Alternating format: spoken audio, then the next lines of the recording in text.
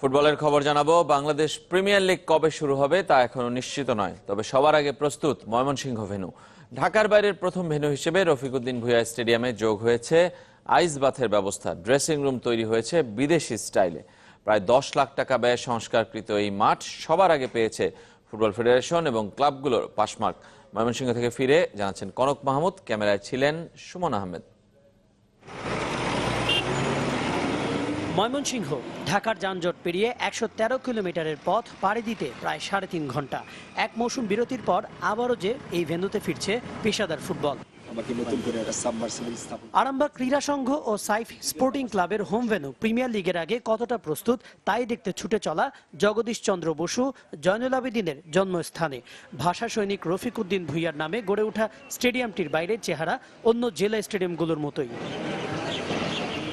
তবে চমক ভেতরে। 16,000 ধারণ ক্ষমতার গ্যালারি আর মেইন স্ট্যান্ড যেমন প্রস্তুত, ঠিক তেমনি মাঠও।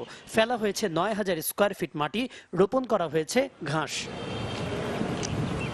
প্রায় 16 একর জমির ওপর নির্মিত ময়মনসিংহর এই রফিকুদ্দিন ভূঁইয়া স্টেডিয়াম এখন পুরোপুরি প্রস্তুত পেশাদার লিগ ফুটবলের আরেকটি আসর আয়োজনে।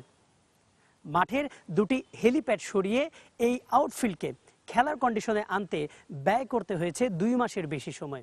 শুধু তাই নয়, যোগ হচ্ছে 6টি স্প্রিংকলার মেশিন। পানি দেওয়ার এই বিশেষ যন্ত্র নেই বাংলাদেশের অনেক আধুনিক ভেন্যুতে।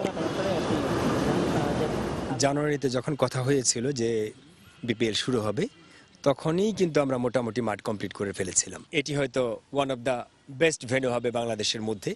ঢাকার পরের ভেন্যুটি সম্ভবত ময়মনসিংহ। 3.5 লাখ টাকা ব্যয়ে বানানো হয়েছে ডাগ আউট।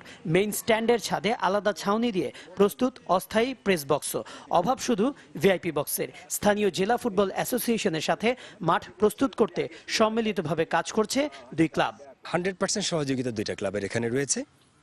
একদিকে আমি বলবো আর্থিক, সেই সাথে পরামর্শ দিয়েও মাঠ করছে তারাই, 2টি ক্লাব। স্টেডিয়ামের সবচেয়ে বড় চমক ড্রেসিং রুম, যা সেজেছে ইংলিশ লিগের লকার রুমের আদলে। আরামবাগের ওয়েফা এ লাইসেন্সধারী কোচ মারুফুল হকের ডিজাইন ও পরামর্শে প্রস্তুত হয়েছে 2টি ড্রেসিং রুম। প্রতিটিতেই রয়েছে আইস বাথের আলাদা ব্যবস্থা।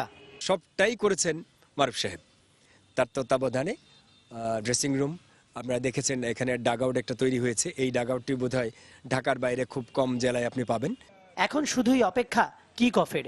দেশের ফুটবলের শীর্ষ আসর দিয়েই আন্তর্জাতিক ম্যাচ আয়োজনের পথে এক ধাপ এগিয়ে যেতে চায় ব্রহ্মপুত্র পাড়ের জনপদ। কনক মাহমুদ, চ্যানেল 24, ময়মনসিংহ।